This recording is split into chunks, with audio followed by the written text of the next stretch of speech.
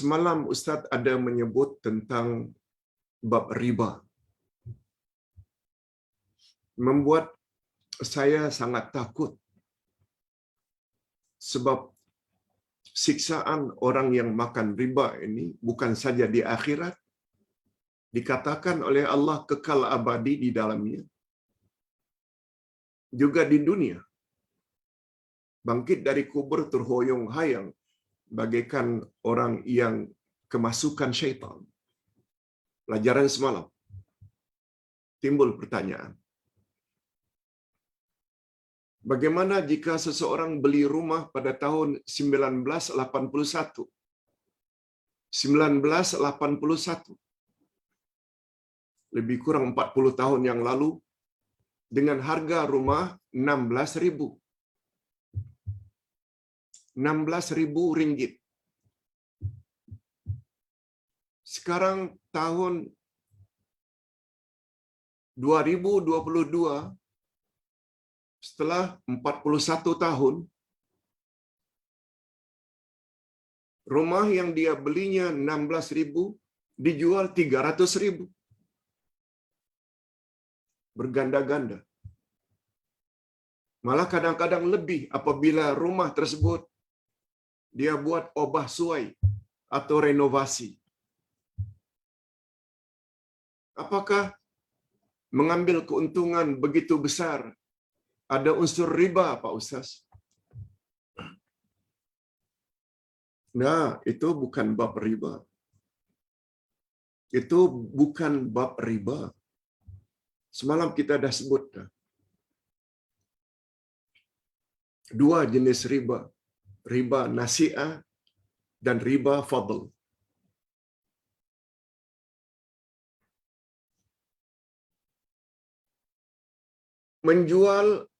Membeli dengan harga sekian, lalu kita jual dengan harga sekian. Dia tidak ada unsur riba. Apalagi mengingat jaraknya 40 tahun lebih. Kita mesti fikirkan faktor inflasi. Macam yang Ustaz cerita. Tahun 80, 1980, 1981, sama dengan harga tadi untuk rumah tersebut 16.000 ringgit.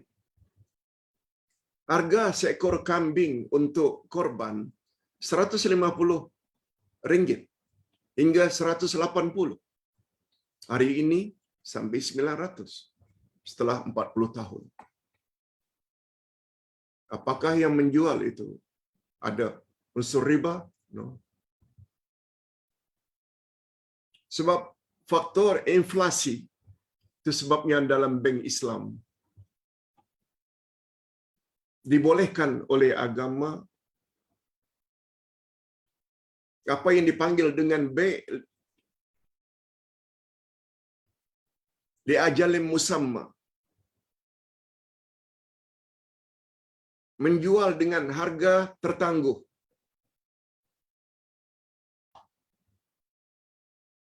Menjual dengan harga yang akan datang. Ini seingat Ustaz, Bank Islam melakukan perkara ini. Bila kita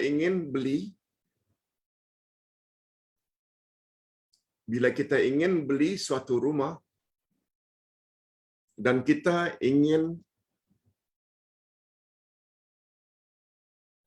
hutang pada bank Islam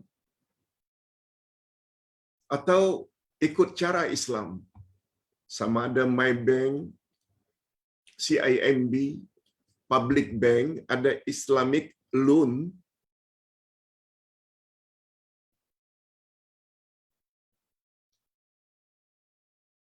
mereka membolehkan ikut cara Islam yang dipanggil dengan menjual dengan harga tertangguh.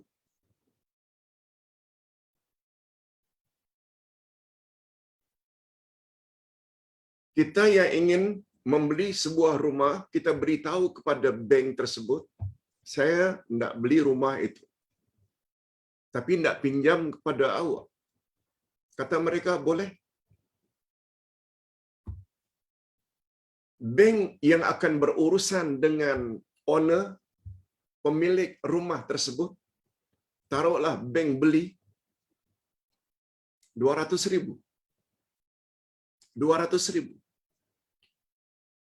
Dan kepada pembeli yang ingin membeli rumah itu, yang bank beli 200,000, saya ingin bayar dalam masa 15 tahun.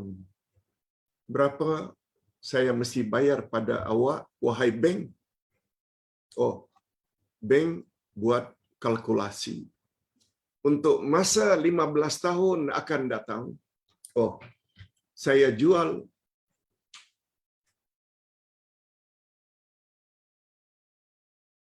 rumah ini pada awak dengan harga 350,000. Dia ambil 150,000 untuk 15 tahun. Itu hukumnya boleh. Sebab bank congak 15 tahun akan datang, harga rumah itu akan menjadi 350,000. Wallahu a'lam. Jadi ringkasnya, tidaklah ada unsur riba.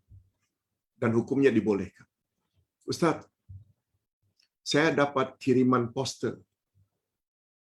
Siapa yang baca doa ini 25 kali, dia akan mendapat fadilat mati syahid. Boleh tak saya viralkan? Tapi sebelum saya viralkan, saya ingin tahu kedudukan hadis sahih atau tidak.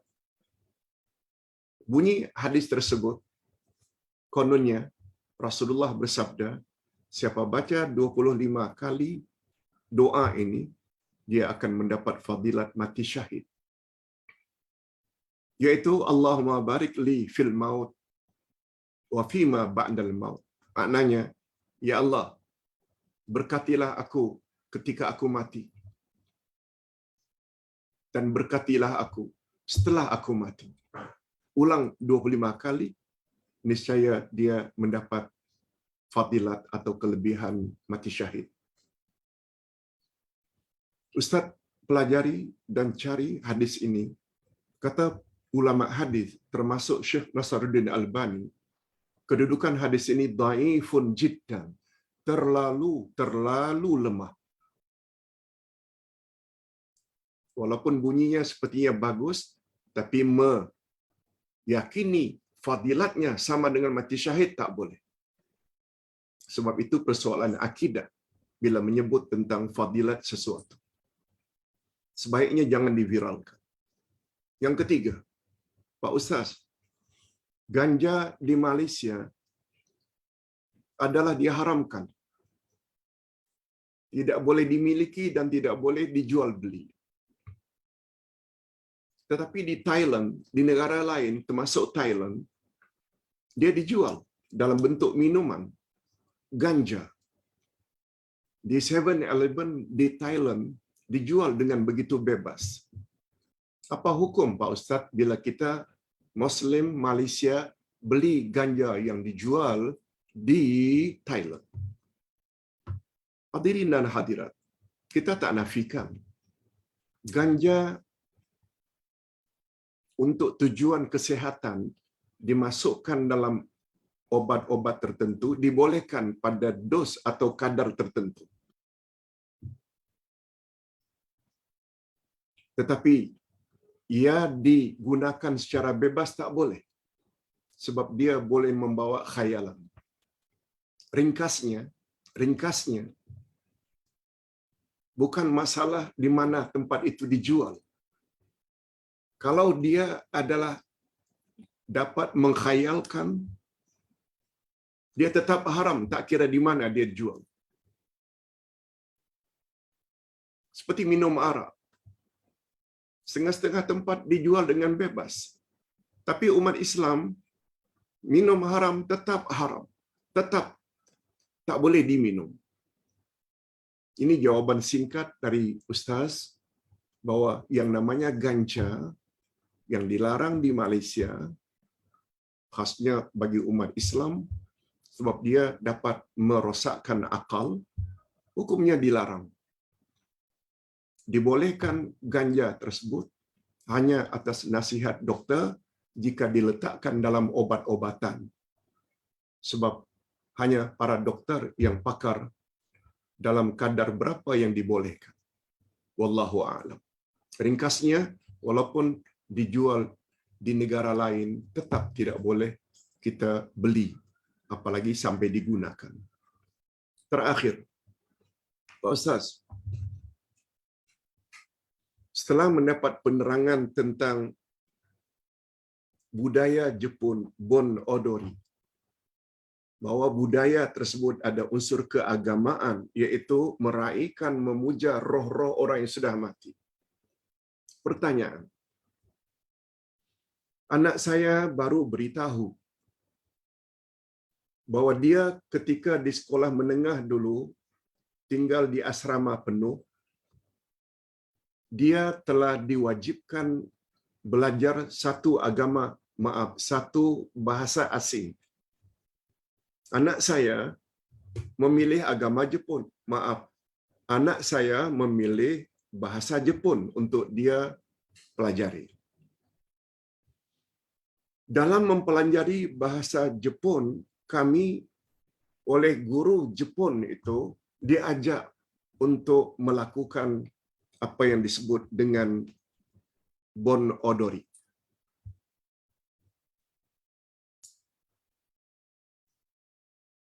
Kalau Bon Odori itu syirik, Pak Ustaz, sebagaimana kenyataan dari Menteri Agama, kenyataan daripada Jakim, kenyataan dari beberapa orang mufti, ada unsur syirik. Apakah anak saya terlibat dengan syirik? Nah, Ustaz tak jawab. Anak puan ketika itu sebagai pelajar sekolah menengah yang tak tahu tentang hukum hakam, tak tahu Bon Odori ini ada unsur keagamaan, pemujaan terhadap roh-roh. Tidak ada hukum ke atasnya. Kita juga yang sudah tua dan dewasa ini baru sekarang tahu ada unsur pemujaan roh, ada unsur khurafat, dan siapa yang terlibat dan dia tahu itu ada unsur khurafat dan syirik, dia diberi dosa. Nah, untuk anak puan tidak ada dosa insya-Allah. Tidak ada dosa insya-Allah sebab anak puan dalam keadaan tidak tahu atau jahil. Orang yang apabila jahil tidak ada hukum. Cuma sebaiknya bertobatlah kepada Allah dan jangan diulangi lagi pada masa-masa yang akan datang. Tobat, menyesal. Jawaban ini bukan hanya untuk ibu yang bertanya. Ustaz harapkan jawaban ini juga untuk ibu-ibu yang memiliki anak, yang anak-anaknya terlibat dengan perkara yang sama pada masa dulu. Ustaz kira itu dulu jawaban dari Ustaz. Mudah-mudahan ada manfaatnya. Kita akhiri